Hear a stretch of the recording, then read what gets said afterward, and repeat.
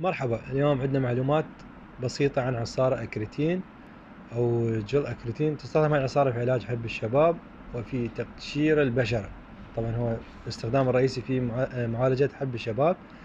الاستخدام شلون طريقة الاستخدام؟ طريقة الاستخدام لازم تغسل البشرة بصابونة خاصة وتخلي الكريم مرة باليوم، تستمر عليه لفترة من الزمن. هاي الفترة من الزمن احتمال راح يصير وياك تحسس او تهيج بالبشره او احمرار بالبشره. هاي مسألة طبيعية لان هاي العصارة تقشر البشرة، فلازم تصبر على العصارة وراح تحس بالنتائج بعد تقريبا اسبوعين او اكثر. فلازم يصير عندك شوية صبر، يلا تكمل ويا العصارة وراح تختفي عندك الحبوب وبشرتك تصير شوية ناعمة، لان هاي العصارة تقشر البشرة. بالنسبة للحوامل ما تستخدم هاي العصارة للحوامل.